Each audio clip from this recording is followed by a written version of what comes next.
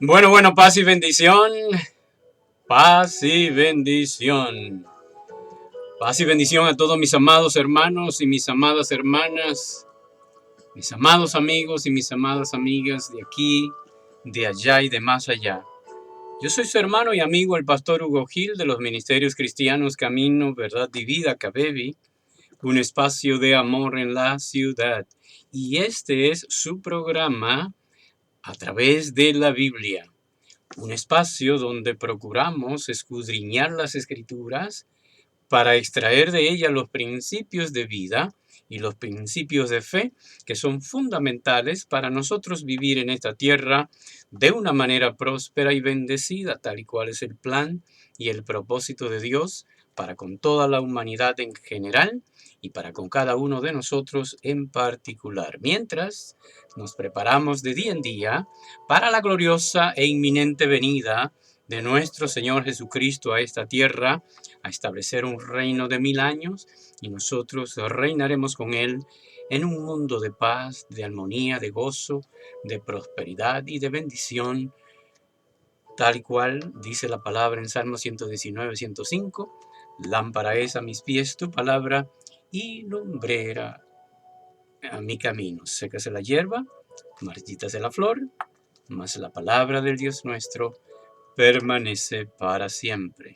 Y nunca se apartará de tu boca este libro de la ley, sino que de día y de noche meditarás en él, para que guardes y hagas conforme a todo lo que en él está escrito, porque entonces harás prosperar tu camino y todo te saldrá bien. Bendito el nombre del Señor.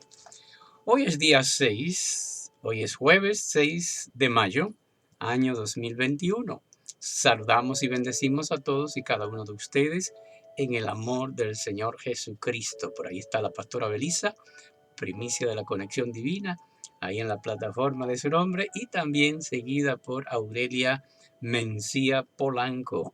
Paz y bendición, amadas, que la gracia y el favor de Dios estén siempre, siempre con ustedes, que siempre donde quiera que vayan, en sus entradas y en sus salidas, en su acostar y en su levantar, desde ahora y para siempre, el ángel de Jehová permanezca al lado de ustedes, protegiéndoles y bendiciéndoles ahora y siempre.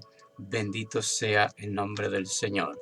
Qué bendición poder todos los días, ¿verdad?, tener este encuentro glorioso a través de la palabra de Dios para nosotros, pues, seguir creciendo en el conocimiento de la palabra, seguir creciendo en la revelación del Espíritu Santo, en nuestra comunión con Dios, en nuestro conocimiento de Dios, y por supuesto seguir creciendo en el entendimiento de los planes y propósitos que Dios tiene para con nuestras vidas, y también en las promesas, sobre todo conocer las promesas que Dios nos ha entregado. Sí, porque nuestro Dios es un Dios de pacto, es un Dios de promesa. Él ha hecho promesa a su pueblo, a sus hijos, a ti y a mí. Entonces tenemos que conocer esas promesas para nosotros poder vivir confiados, para poder vivir firmes en nuestra fe. Gloria sea a su nombre. Bendito sea el nombre del Señor. Qué bueno. Bueno, cada día, pues como ustedes saben, hacemos este recorrido a través de la Biblia. Hace ya bastante tiempo que estamos leyendo la Biblia, libro por libro, capítulo por capítulo, versículo por versículo, frase por frase, palabra por palabra, sacando, ¿verdad?, lo mejor que el Espíritu Santo nos tiene para cada día.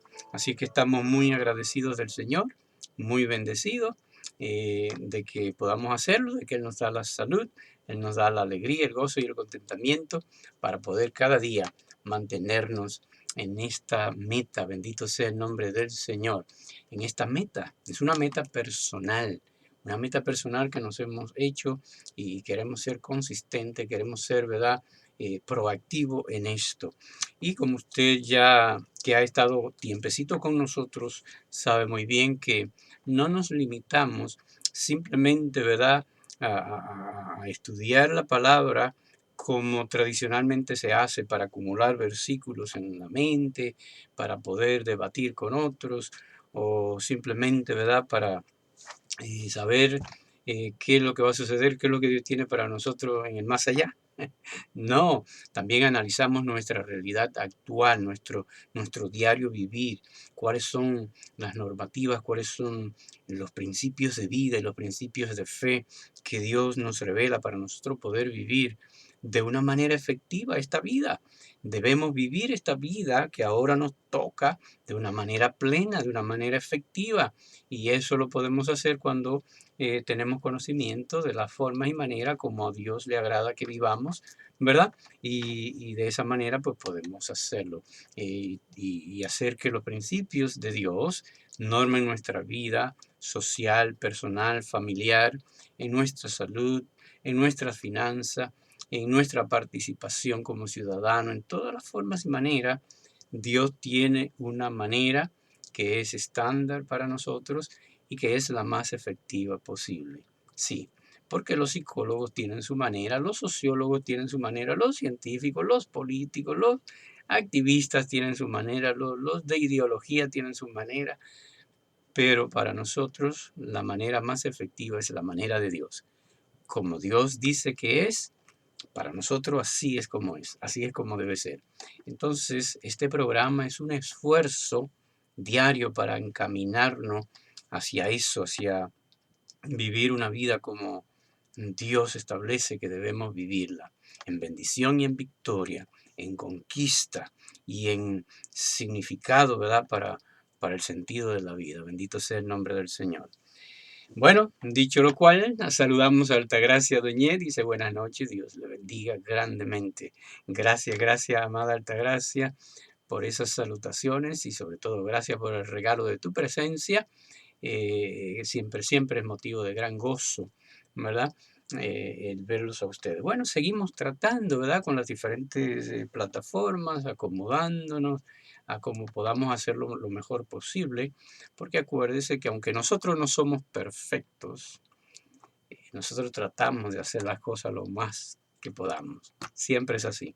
Sabiendo que somos imperfectos, ¿verdad? Y que tenemos debilidades y fallas, pues de una manera u otra nosotros empujamos para hacerlo lo mejor posible. Y eso debemos hacerlo siempre así, siempre hacer lo mejor. Hay un decir que dice la perfección es el único don que la naturaleza le ha negado al ser humano, pero aún reconociéndolo, tratamos de perfeccionarnos. Esa es la manera, ¿verdad?, de nosotros caminar hacia adelante. Bueno, ¿qué le parece si oramos? En este día quiero que elevemos oración junto a la oración de dedicar el programa, ¿verdad? Y la bendición de cada uno de nosotros, que elevemos oración por las víctimas del COVID-19. Graciela Yángel, paz y bendición, amada. Bienvenida, qué bueno que llegaste ahí. Amadísima Graciela, que la gracia y el favor de nuestro Dios estén siempre, siempre contigo. También saludamos y bendecimos a Claudia Lizardo. Amada, paz y bendición para ti, que la gracia y el amor de Dios te acompañen y te bendigan siempre. No te habíamos visto ahí par de días. ¿Ya te fuiste a Dominicana o todavía estás por acá? ¿Mm? Julia de la Cruz también llegó Julia. Paz y bendición, amada, qué bueno que estás ahí. Que la gracia, el amor, el cuidado, la protección divina siempre, siempre estén dispuestas y disponibles para ti, para los tuyos. Que tu hogar, que tu casa sean bendecidos por la presencia maravillosa del Dios de los cielos. Bendito el nombre del Señor. Bueno, como les dije, vamos a hacer la oración del lugar, ¿verdad? La oración que casi siempre hacemos, ¿verdad? Gracias, gracias Gracielita, dice que ella desea lo mismo para todos nosotros. Y al mismo tiempo vamos a orar por las víctimas del COVID-19. ¿Cuáles son las víctimas? Bueno, las víctimas a lo que nos referimos son los que han sido afectados, ¿verdad? Tanto infectados por la enfermedad como los que rodean a ellos, sus familiares y los que están, ¿verdad?, por ahí cercanos. Una cosa es, tenemos claro, ya por los que partieron no se puede orar. Ya lo que iba a suceder con ellos ya sucedió, donde iban a ir ya están, ¿verdad? El que iba a ir con Dios está. El que no iba a ir con Dios no está. Es decir, por los muertos ya no se puede hacer nada, no se puede orar ni nada porque ya su destino está cifrado, ya en el momento en que emiten su último suspiro, su último aliento, pues ahí termina todas las cosas. ¿Ok? Dice la palabra que los muertos, ¿verdad? Nada saben y que en el mismo día que mueren perecen sus pensamientos. O sea, ya no hay nada que hacer, porque hay gente que todavía ora a los muertos o ora por los muertos, ¿verdad? Que Dios los saque de pena y los lleve a descansar. Dios no saca a nadie de pena y lo lleva a descansar. Eso se decide aquí, antes de morir. Cuando usted muere con Jesucristo, murió en bendición y en victoria. Y de hecho no es que murió, sino que, ¿verdad? Pasó a mejor vida. Ahora, si mueres sin Jesucristo, nada lo puede sacar del sufrimiento eterno en el infierno, lamentablemente, en la separación de Dios. Por ahí llegó Rosa Plumey, paz y bendición amada, llena de alegría y de regocijo este programa cuando te haces presente. Bueno que llegaste tempranito. Ella dice: Dios los bendiga a todos. Así que reciban la salutación y la bendición de nuestra hermana Rosa Plumey, la mocana de Moca. Vamos a orar entonces, amante Dios, Padre Celestial, ante tu presencia estamos en esta hora, agradecidos de la oportunidad que nos da, Señor, de estar aquí reunidos como familia para seguir escudriñando las Escrituras, para seguir extrayendo de ellas los principios de vida, los principios de fe que el Santo Espíritu de Dios revele a nuestra alma, a nuestro espíritu. Ayúdanos, Señor, danos discernimiento, danos sabiduría, danos conocimiento y danos capacidad para poder seguir atesorando en nuestras vidas estas verdades, Señor, y ponerla por obra.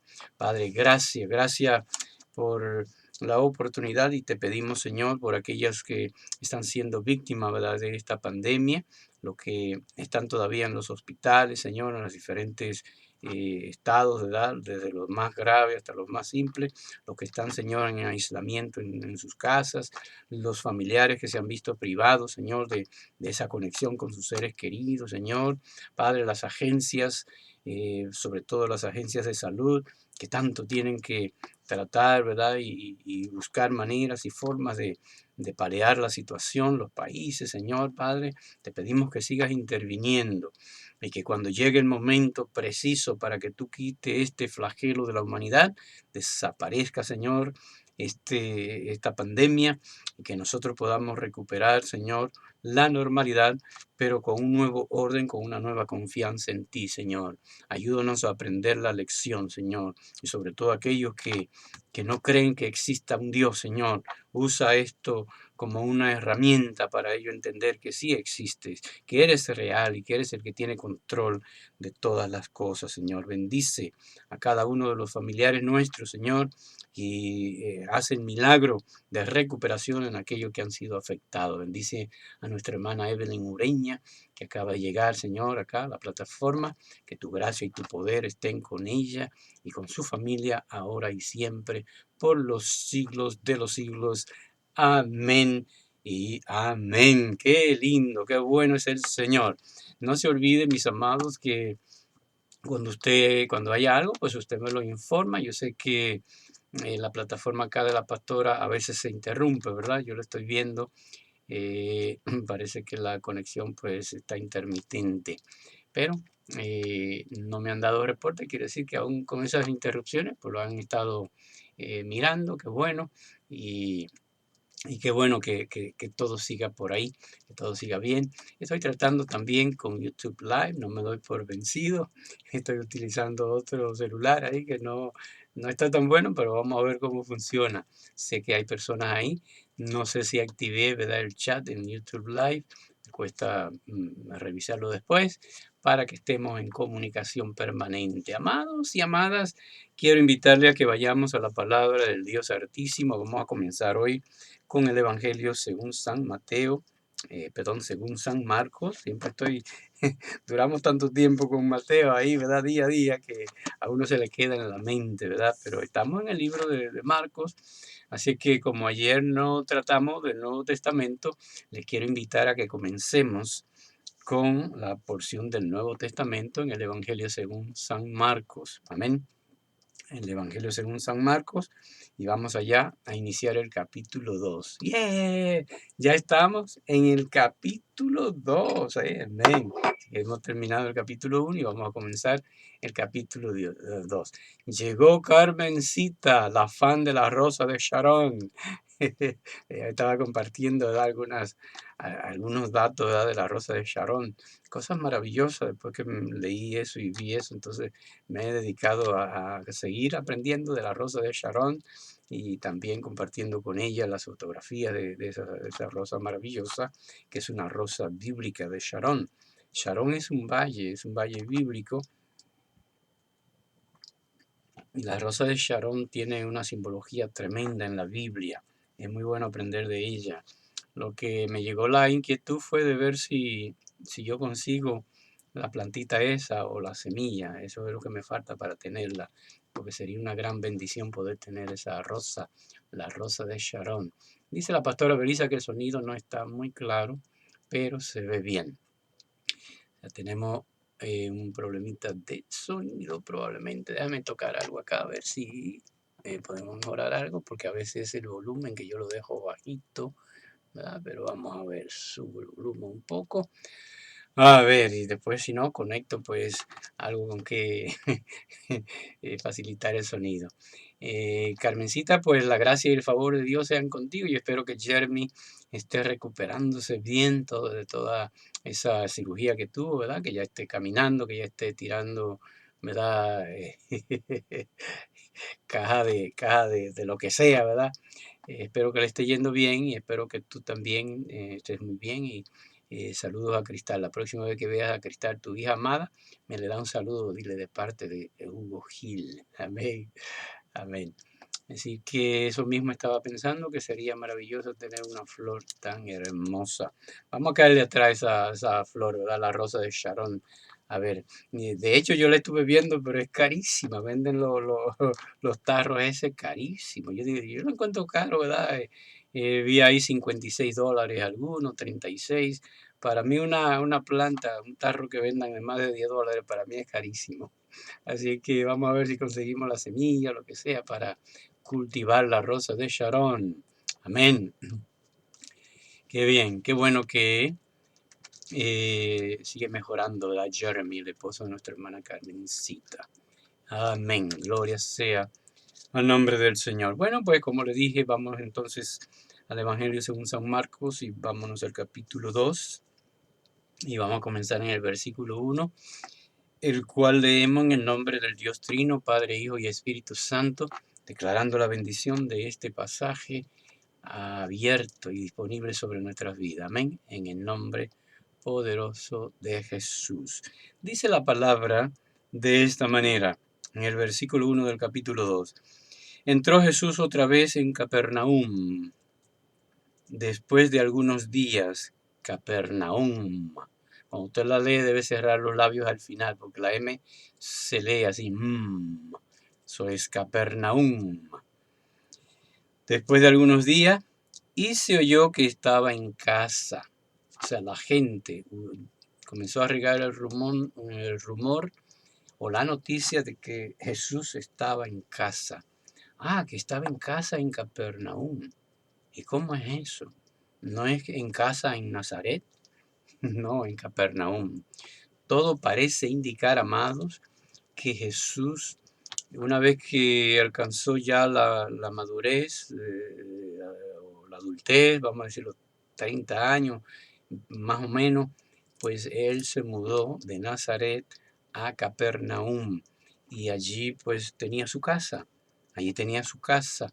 Recuérdese que Jesús era carpintero, que había aprendido el oficio de su padre, ¿verdad? Su padrastro, padre potizo, ¿verdad? Padre humano, José, porque José tenía el oficio de carpintero y por supuesto Jesús eso fue lo que aprendió. Y para un carpintero hacer su casa pues lo más fácil que hay, y hacer sus muebles y sus camas y todo eso. Entonces cabe pensar que Jesús, eh, en todos esos años, ¿verdad? De la edad de los 12 años, aparte, ¿verdad? De estar en las cosas del Señor y seguir creciendo en gracia, como dice la palabra, pues él tenía su oficio. Él tenía su oficio, claro. Él trabajaba. y trabajaba carpintería, ¿verdad? Entonces nos encontramos que vivía ahora en Capernaum, tenía su casa allí en Capernaum, bendito el nombre del Señor. Por qué ha de mudarse de Nazaret a Capernaum? Bueno, hay una diferencia muy significativa y es que Nazaret es como una villa, una aldea, no es una ciudad muy populosa ni céntrica, sino que era como una ciudad, eh, un pueblo, pero ya Capernaum es una ciudad más habitada, más habitante, y también en Capernaum había más tránsito, más personas que pasaban, que llegaban, que salían, porque era una ciudad más cosmopolita. Entonces yo creo que fue un movimiento estratégico de parte de Jesús mudarse a un lugar donde hubiera más personas, donde hubiera más posibilidades de difundir el evangelio, ¿verdad? Del reino. Así que eso hace sentido el que se haya mudado. Entonces, en esto que comenzamos a leer acá, estamos en el escenario de que la gente sabe que Jesús está en casa en Nazaret, en su casa, y va hacia allá, ¿verdad? Entonces dice en el versículo 2, e inmediatamente se juntaron muchos, de manera que ya no cabían ni aún a la puerta de su casa, o sea, llenaron la casa, ¿verdad? Inmediatamente se enteraron que ya que estaba allí. Y les predicaba la palabra, eso hacía Jesús, le predicaba la palabra, le enseñaba, ¿verdad? La palabra de Dios. Dice en el versículo 3, entonces vinieron a él unos trayendo a un paralítico que era cargado por cuatro. O sea, cuatro personas, probablemente en una cama, una litera, trajeron a este paralítico que no podía, ¿verdad?, moverse por sí mismo. Y ellos vinieron y lo trajeron, ¿verdad?, allí donde Jesús estaba, en su casa. Y dice en el versículo 4, y como no podían acercarse a él, ¿por qué no podían acercarse a él, a Jesús? ¿Por qué? ¿Por qué no podían? Por la cantidad de personas que había allí. Dice que se estaban agolpando, ¿verdad?, en la puerta ahí. Entonces, claro, no es fácil para cuatro personas entrar, ¿verdad?, con una camilla y con una persona cargada. Entonces dice, como no podían acercarse a él a causa de la multitud, descubrieron el techo de donde estaba. Oiga eso, el techo, ¿verdad? Donde estaba Jesús, en el lugar donde estaba Jesús, en la habitación donde estaba Jesús, vamos a poner que fuera la sala, ellos descubrieron el techo. ¿Pero cómo descubrieron el techo? Simplemente, ¿verdad? Cortando las pajas, porque los techos se hacían, ¿verdad?, de pajas y de cosas, o sea que era fácil de descubrirlo. Lo que hacían era cortar los hilos que amarraban ahí y hacer un hueco por ahí. Eso fue lo que hicieron.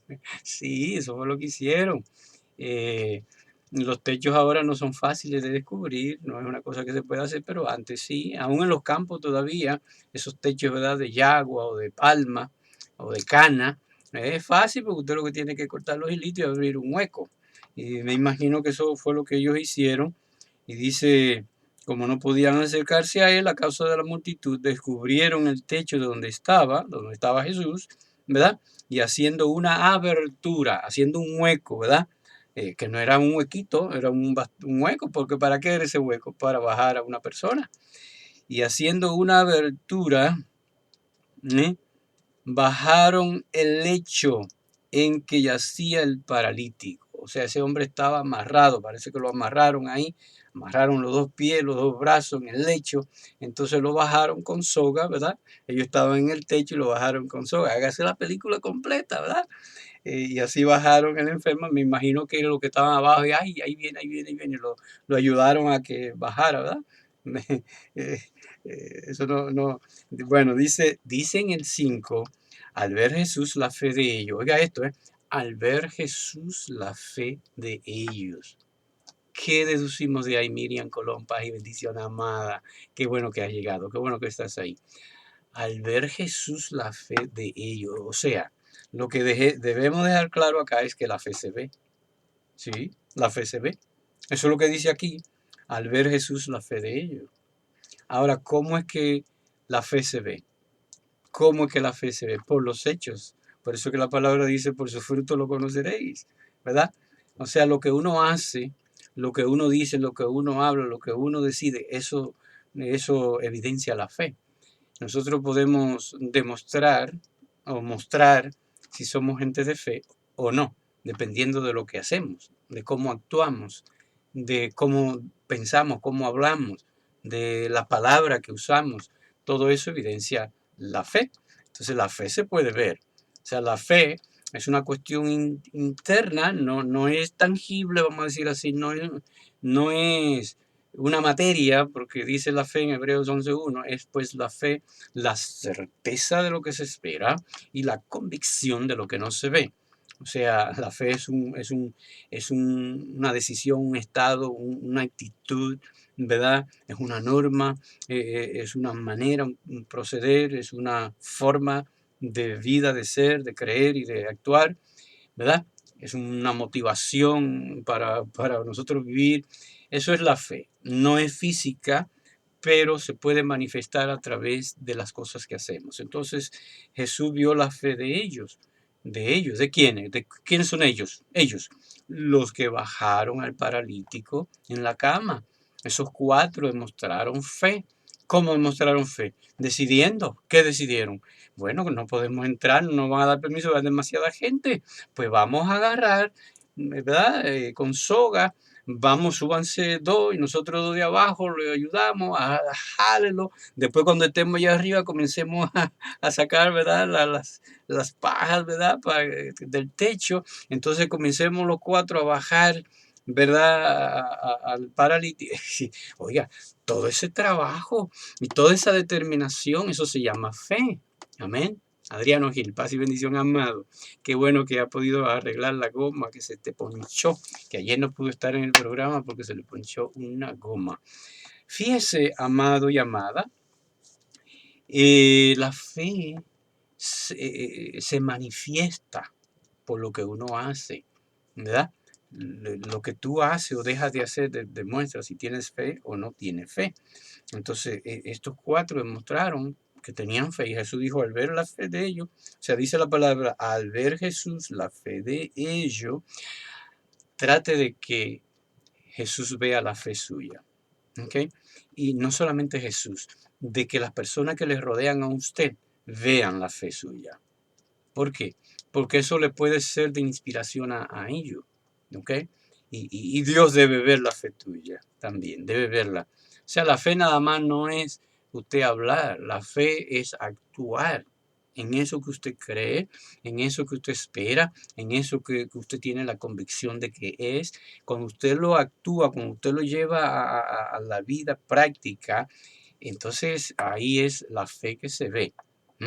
Dice dice en el libro de Juan que la fe sin obra es muerta en sí misma. ¿Y cuál es la obra de la fe? Los hechos que el creer que lo que sea me llevan a realizar. O sea, una fe sin acción es muerta, es inerte, es una fe vana, es una fe hueca, es una fe vacía, sin acción. O sea, tú crees esto, pero no hacen lo que tú crees. Entonces, no, es una fe muerta.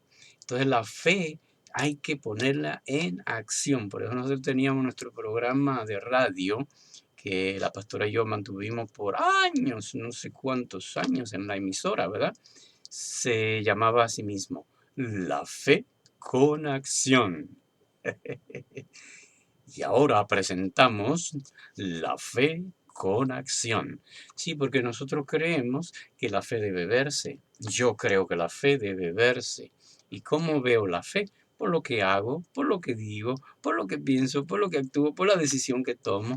Elena, tranquilino, paz y bendición, amada. Qué buena que estás ahí. La gracia y el favor de nuestro Dios sobre tu vida y sobre todos los tuyos, tu amado esposo, tus hijos. No nos ha hablado Elena de los hijos. Yo, si mal no recuerdo, creo que tienes un varón grande ya, ¿no? No nos ha hablado de los hijos. ¿Cuántos hijos tiene? O si nos ha hablado, yo he sido el que me ha olvidado quizás. Pero vayamos conociendo, ¿eh? Vayamos conociendo y así seguimos siendo más familia cada vez más. ¿Ok? Entonces, dice entonces, en el 5 estoy todavía, estoy en el versículo 5. Dice, dijo, o sea, Jesús dijo al paralítico.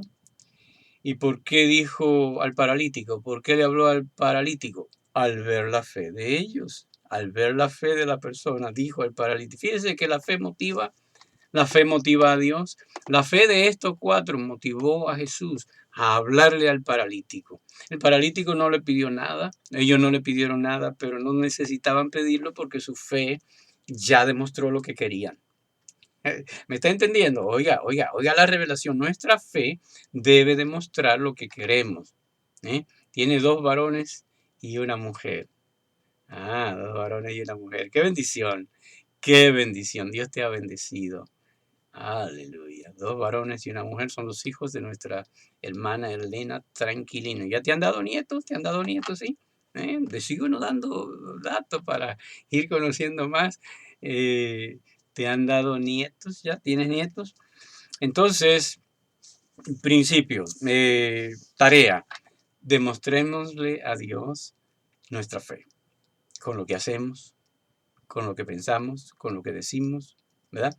Y también demostrémosle al mundo que nos rodea, a las personas que nos rodean, demostrémosle también nuestra fe. Que ellos sepan que somos personas de fe, que actuamos en fe y que vivimos por fe. ¿Ok? Al ver Jesús la fe de ellos, dijo al paralítico, hijo, oiga, hijo le llamó, hijo, wow. ¿Por qué Jesús le llamó hijo? Porque ya pasaba a ser de la familia de la fe. Tú y yo somos hijos de Dios. ¿Por qué? Porque somos miembros de la familia de la fe. Dijo Jesús, hijo, tus pecados te son perdonados. Tus pecados te son perdonados. Vamos a ver, porque esta declaración de Jesús va a generar un debate. Y vamos a verlo en el versículo 6. Dice, estaban allí sentados, algunos de los escribas, o sea, los escribas, los fariseos, los doctores, siempre iban y se mezclaban con la multitud donde estaba Jesús y hasta se sentaban ahí, los escribas, ¿verdad? Los cuales cavilaban en sus corazones. Cavilaban, quiere decir, como que estaban con esos pensamientos y esos sentimientos, ¿verdad? Tiene cuatro nietos, qué bendición. Oye, pero tú eres una mujer bendecida, la verdad. Cuatro nietos, tres varones y una niña de 15 años, la mayor. Ay, qué abuela más bendecida. Mira para allá. Wow. Tres hijos y cuatro nietos. Amén. Eso es Elena Tranquilino para los que llegaron tarde. Amén. Elena Tranquilino. Que Dios los bendiga y que los fortalezca cada vez más. Amén. Hijo, tus pecados te son perdonados. Dice, estaban allí sentados algunos de los escribas, los cuales cavilaban en sus corazones, o sea, pensaban dentro de ellos, dentro de su espíritu. Acuérdense que el corazón del ser humano es el espíritu y el alma, ¿verdad? Y el cuerpo, el centro del ser humano, ¿ok? Y ellos tenían ¿verdad? Ese conflicto, ese pensamiento dentro de sus corazones, ¿verdad? Y ellos, esto era lo que había dentro de ellos. Y, ¿por qué habla este así? Blasfemias, dice. ¿Quién puede perdonar pecados si no solo Dios? O sea, ellos no lo decían en voz alta esto. Estas preguntas y estas afirmaciones las tenían ellos ahí en el centro de su ser, en el centro de sus corazones. O sea, que nadie alrededor lo sabía. Fíjese, ¿tú sabes por qué debemos creer que eso fue así? Porque ellos estaban en casa de Jesús. Usted no va a casa de nadie a estarle diciendo cosas y insultando y preguntándole cosas. No, ellos lo hacían por dentro, ¿verdad? Lo hacían por dentro. Por eso que sabemos que no lo dijeron oralmente, sino que era dentro de sí, como si fueran pensamientos, ¿verdad? Y entonces, dicen el 8, y conociendo luego Jesús en su espíritu, que cavilaban de esta manera dentro de sí mismos, oiga, dice que era dentro de sí mismo que ellos estaban con estos pensamientos, ¿ok? Pero Jesús en su espíritu, no por sus oídos, sino en su espíritu, o sea, en el centro de su ser, ya él conoció lo que ellos estaban pensando. Ok, ahora es importante que nos detengamos aquí un poquito, otra vez con las preguntas, ¿por qué Jesús entonces sabía lo que pensaban ellos? ¿Cómo es que Jesús que sabía lo que ellos estaban pensando, lo que estaban sintiendo? ¿Es porque era Dios, porque Jesús era Dios? Bueno, Jesús era Dios, pero no es por eso que lo sabía.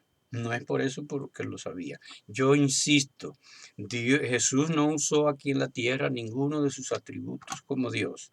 Si lo hubiera usado, entonces hubiera sido un fraude, porque la palabra dice que él, siendo igual a Dios, no tuvo el ser igual a Dios como cosa a que aferrarse, sino que se enajenó, se humilló hasta lo sumo, ¿verdad? Y hasta lo sumo, ¿verdad? Hasta la muerte se humilló. Quiere decir que no usó ni un dedito como Dios. Todo lo que él usó, lo usó como un ser humano, que eso fue lo que él vino acá a actuar como un ser humano, como un hombre, una persona humana, ¿ok? Porque, y repito esto, recuérdense que Jesús es el único ser habido y por haber. No ha habido jamás nadie como Él, no lo hay ahora ni lo habrá jamás. El único ser en toda la existencia, en toda la que tiene doble naturaleza. El único ser que tiene doble naturaleza es Jesús. Tiene la naturaleza humana y tiene la naturaleza divina. ¿Ok? Jesús al mismo tiempo es Dios y es hombre. Por eso es que su nombre Emmanuel significa Dios con nosotros, o sea, Dios entre los hombres, o Dios hecho hombre. ¿Usted me entiende? Él es el único ser, jamás ha habido él. Entonces, fíjense, porque Jesús entonces puede saber lo que piensan los seres humanos. ¿Por qué? Porque él tenía todas sus habilidades y virtudes como ser humano completa. ¿Por qué? Porque el pecado no había afectado toda esa maravilla que Dios creó del ser humano. Si nosotros no hubiéramos pecado a través de nuestros primeros padres Adán y Eva, y si nosotros personalmente no hubiéramos pecado también nosotros de nuestro propio pecado, aparte de los pecados que heredamos de nuestra especie, ¿verdad? De original humano, pero lo que nosotros cometemos también, si no fuera por eso, nosotros fuéramos capaces de hacer esto que hace Jesús, de saber el pensamiento de los demás. Es así que siendo nosotros tan limitados, tan defectuosos y tan pecadores, y nosotros ponemos mucha atención y nos consagramos un poquito, podemos saber. O sea, a veces con discernimiento, con inteligencia, tú puedes saber. No te lo dice, pero tú sabes. A ti no te ha pasado que tú recibes información que tú dices, pero ¿cómo me llega a mí esta información? Y resulta que después fue verdad, que era así. Que todavía, a pesar de nuestros defectos y nuestras transgresiones, todavía tenemos algo de eso con lo que Dios nos creó. Dios nos creó como un ser perfecto, un ser maravilloso, con todas las capacidades. Déjenme decirle, yo siempre le digo a ustedes que nosotros no usamos ni el 3% de la inteligencia que tenemos, ni el 3%. Hay un 97% de la capacidad cerebral que no la usamos. ¿Por qué no la usamos? Porque están adormecidas por el pecado, por la degeneración que hemos sufrido. Y están así con ese 3% que el ser humano es capaz de crear tantas cosas maravillosas, ¿verdad? ¿Qué no será si tuviéramos la capacidad plena? Pero déjeme decirle, Jesús no tenía uso del 3%, él tenía habilidad para usar el 100% de la capacidad humana, el 100% del poder mental, físico, emocional y de todos los sentidos. Por eso que él podía convertir panes en ¿verdad? Multiplicar panes y multiplicar peces y convertir agua en vino y caminar sobre las aguas. No lo hacía como Dios, lo hacía como un ser humano en plena capacidad ¿verdad? De su naturaleza. Porque así, Dios hizo eso así. Nosotros no somos así, no hacemos eso porque el pecado ha aniquilado, ha castrado esa capacidad. Es por eso, pero Dios lo que hizo, dice que cuando terminó, dice, hagamos al hombre a nuestra imagen y a nuestra semejanza. Y vio Dios que era bueno y los bendijo. Seres prácticamente perfectos, perfectos. Adán y Eva fueron creados perfectos. Dios no hace nada a media. Dios no hace nada al 99% y le falta 1%. Lo que Dios hace, lo hace bueno o no lo hace. ¿Usted me entiende? Por eso que yo digo, siempre insisto, que tú y yo somos una obra maravillosa. A pesar de que nuestras transgresiones y nuestros pecados, heredados y no heredados, han disminuido tanto, ¿verdad? Eso, la capacidad, pero están ahí. Lo que pasa es que están adormecidas, que no las podemos usar, ¿verdad? Por el bloqueo del pecado y de la maldad, y de la falta de relación con Dios, ¿verdad? Genuina.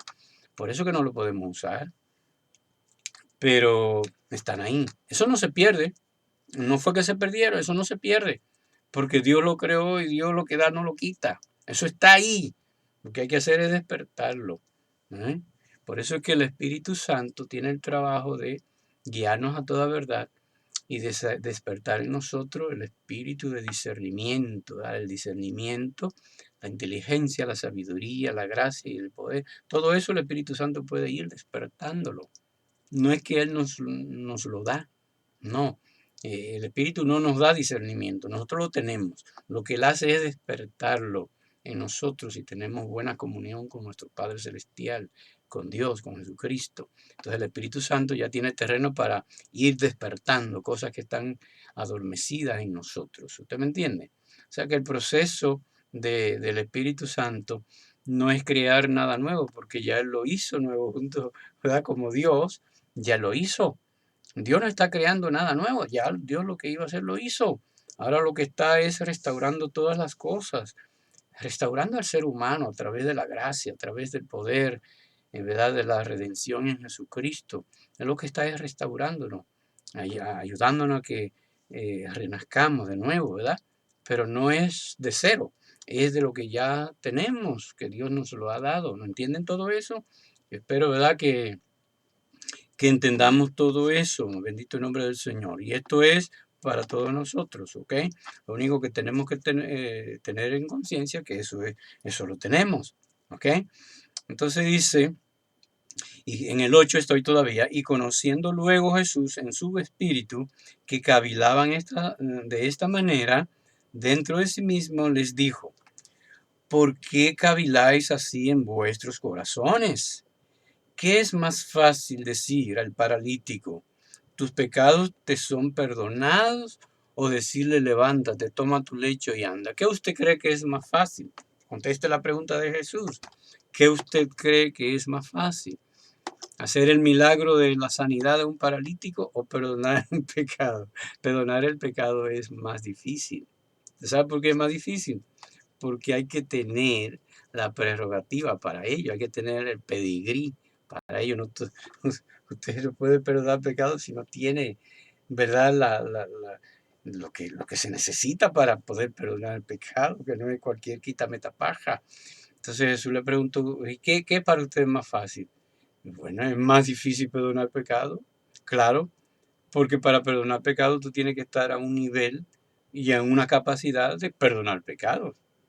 ¿Me entiendes?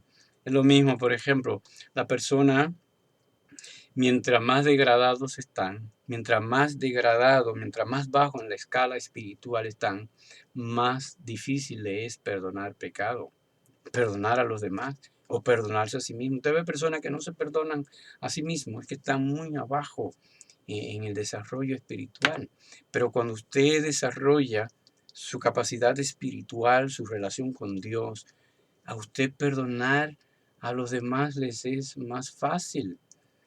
Por eso que Jesús nos pidió que perdonáramos aún a nuestros enemigos, ¿verdad? Todo el que nos ofende. Pero para eso hay que estar a un nivel espiritual de desarrollo X. No todo el mundo puede. Mientras más bajo está en la degradación espiritual, más duro y más difícil se hace. Ahora Jesús, ¿en qué nivel está? Jesús está a nivel óptimo. Está a nivel óptimo. ¿Ok? Así que para él Es fácil para él, podía hacerlo ahí inmediatamente porque no tenía malicia, no tenía maldad, no había pecado en él. Bendito el nombre del Señor. Amén. Dice Carmencita, me gustó esa frase porque para ellos Jesús no iba a tener el poder ni para lo uno ni para lo otro. Exacto. Ellos estaban dudando, ¿podrá este levantar este paralítico? Ahora vamos a ver lo que hace, ahora vamos a ver si queda en la fea.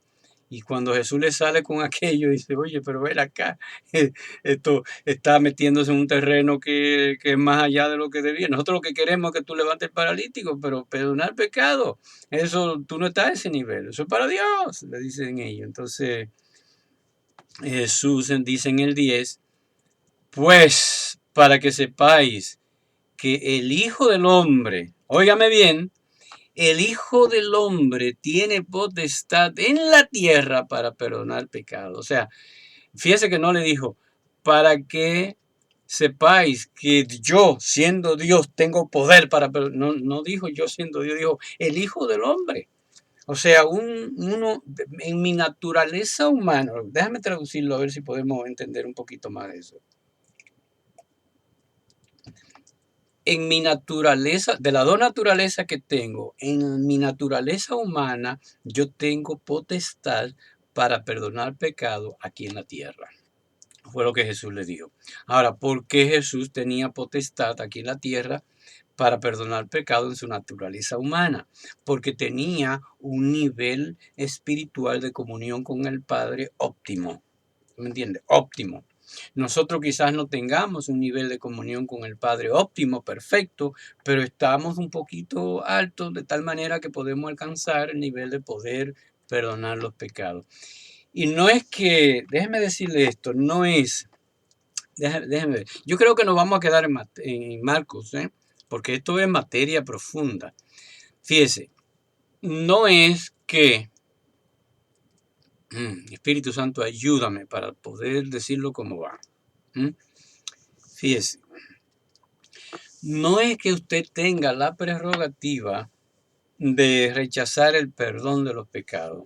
Yo he enseñado aquí claramente lo siguiente: si alguien viene sinceramente arrepentido, con genuino arrepentimiento, y te pide perdón por cualquier pecado o ofensa que haya hecho contra ti, ya esa persona, si ha venido genuinamente, ¿verdad? Genuinamente, con corazón sincero, ya esa persona recibió su perdón.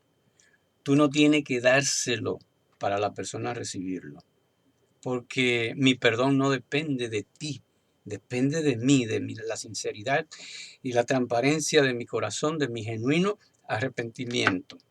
¿Ok? Es lo mismo Dios. Lo mismo sucede con Dios, el Padre. Dios el Padre no te perdona tus pecados si el arrepentimiento tuyo no es genuino, no es auténtico. Él no lo perdona. O sea, no es automático, porque es Dios y porque Él es misericordioso me va a perdonar. No, Dios no perdona porque Él es misericordioso. Lo que hace su misericordia es que nos da acceso, entrada a una posibilidad de recibir su bien, ¿verdad? Su bendición. Pero Él no perdona porque Él sea misericordioso. Él perdona porque tu arrepentimiento es genuino, auténtico, es real. Si tú le pidieras perdón y el perdón que le pide es con un corazón no sinceramente arrepentido, el perdón no te llega, aunque el mismo Dios lo diga, aunque no lo va a decir, pero no te llega, no lo recibes. Y si no lo recibes de Dios, mucho menos lo vas a recibir de las personas. O sea que lo que me hace a mí perdonado es la sinceridad del corazón con que yo me arrepienta. ¿Usted me entiende? De eso es. Entonces, fíjese, nosotros cuando perdonamos a otros sus pecados, lo estamos haciendo, número uno, por obediencia a Dios, que dijo que perdonemos los pecados los unos a los otros. Pues eso es lo primero. Lo estamos haciendo también por el hecho de que si tú no perdonas a otro, el Padre no te perdona a ti, porque entonces tú no tienes la capacidad de arrepentimiento necesaria para recibir perdón. Lo dice bien claro en Mateo. Si vosotros no perdonáis a los demás sus ofensas, tampoco vuestro Padre Celestial os perdonará a vosotros. Por mucho que se lo pidan, Él no los va a perdonar. Eso es lo que dice la palabra.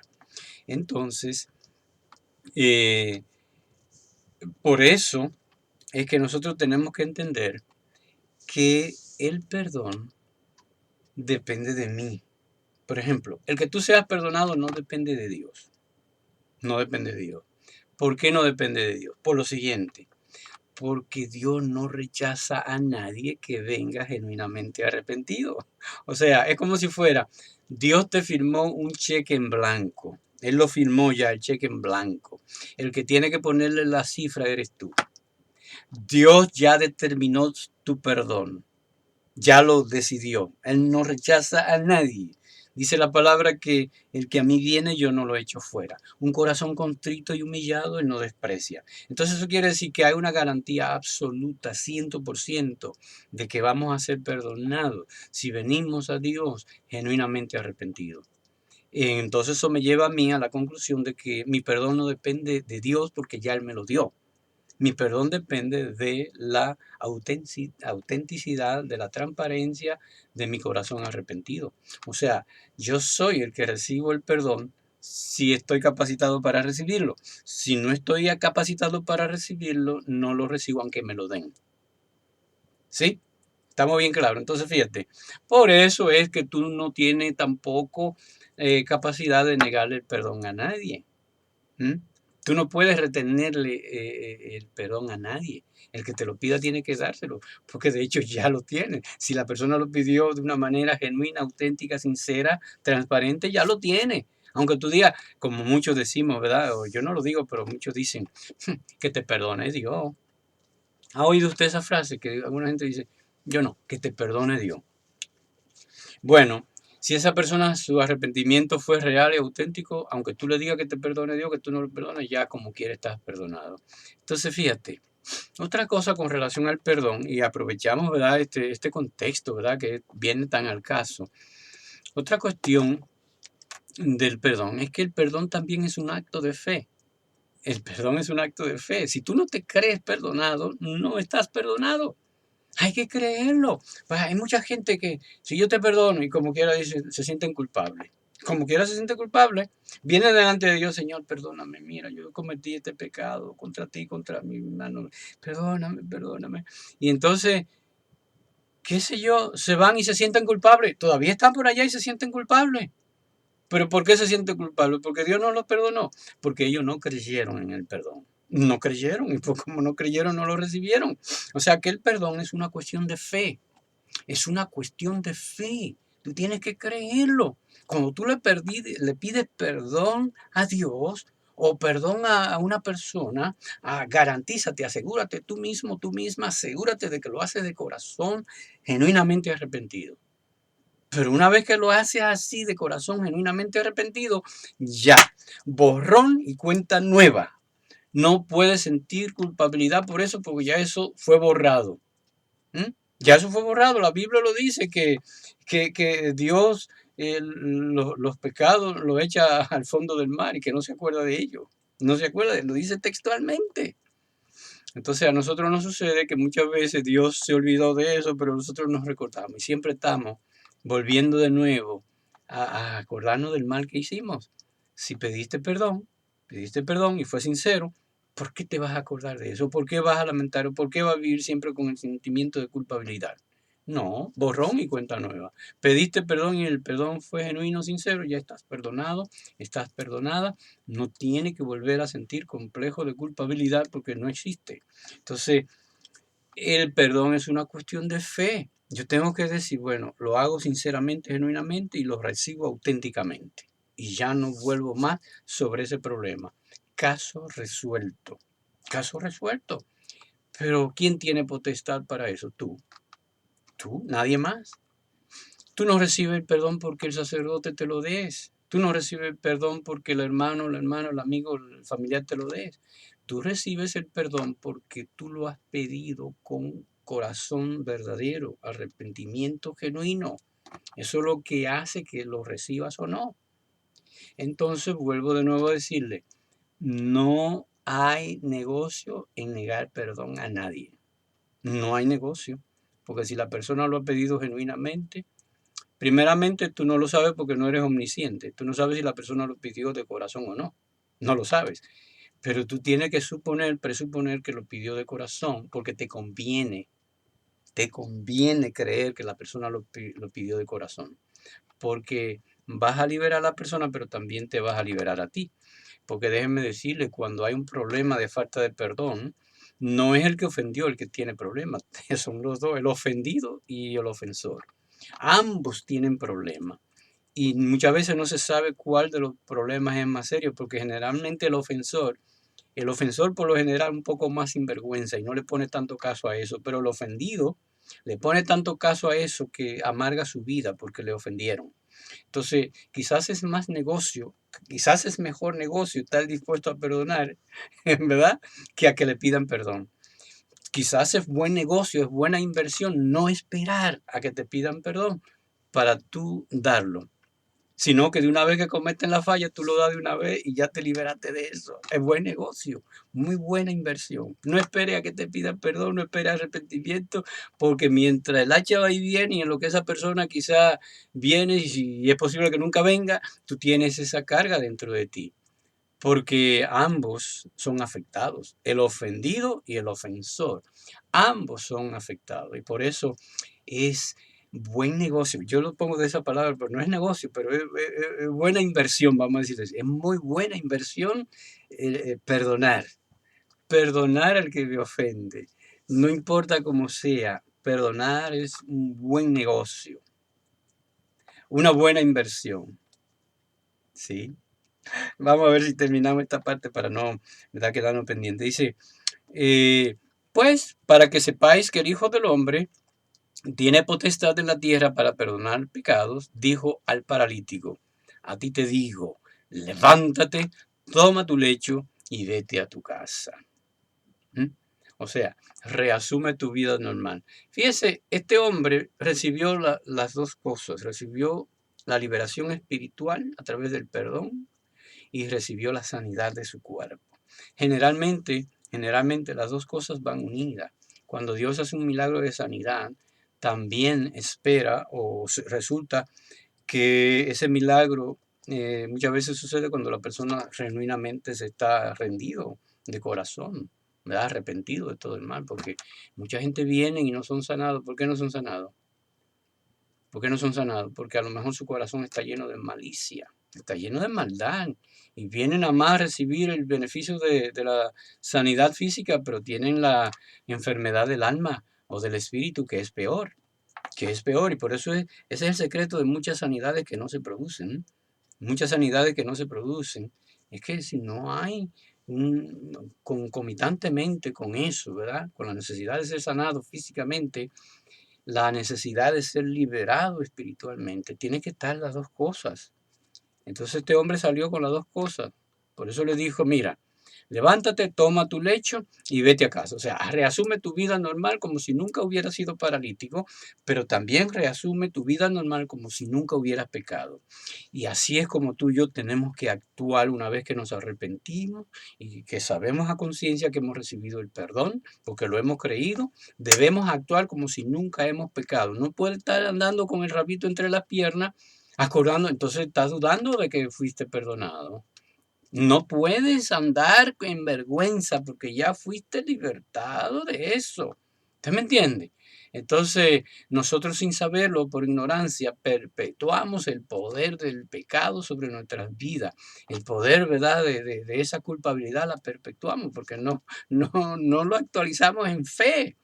No, ya recibiste el perdón, pues actúa como si nunca hubieras pecado. Como si nunca hubiera pecado. Carita fresca y todo, porque ya fuiste liberado de eso. Amén.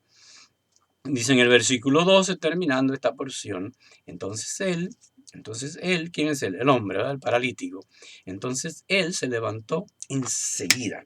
Se levantó enseguida. O sea, no te pongas a meditar a darle vuelta, será o no será, será o no será, actuaré o no será. No, enseguida levántate y suelta eso. Enseguida, se levantó enseguida y tomando su lecho, salió delante de todos. Salió delante de todos. O sea, no fue oculto, salió delante de todo. Tú debes salir delante de todo. ¡Hey! Me perdonó el Señor, me perdonó mi hermano. Ya no vuelvo más a mencionar. Caso cerrado. Amén. De manera que todos se asombraron. Así debe suceder con la gente. Se asombra. Ay, mira cómo anda esta tan segura. Sí, anda segura porque fue perdonada. ¿Eh? Todos se asombraron y glorificaron a Dios diciendo, nunca hemos visto tal cosa. O sea, tú debes actuar como si nunca hubieras visto tal cosa. La liberación total y plena, ¿verdad? Y como que nunca has pecado. Como que nunca has pecado. Una vez que eres perdonado, perdonada, debe actuar como si nunca hubieras pecado. No es fácil lo que le estoy proponiendo, porque nosotros tenemos tanta carga mental y tantas cosas y tantos dedos acusadores y unos diablitos que nos dicen, no te perdono nada, tú ves que tú eres un hipócrita, ¿no?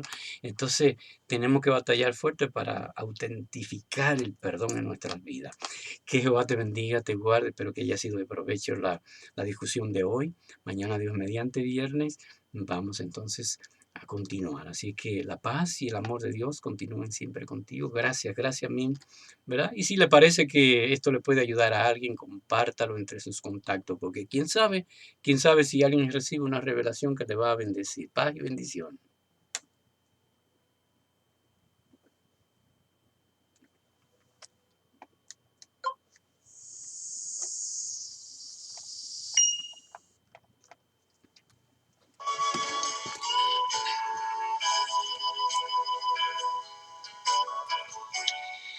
Bueno, paz y bendición.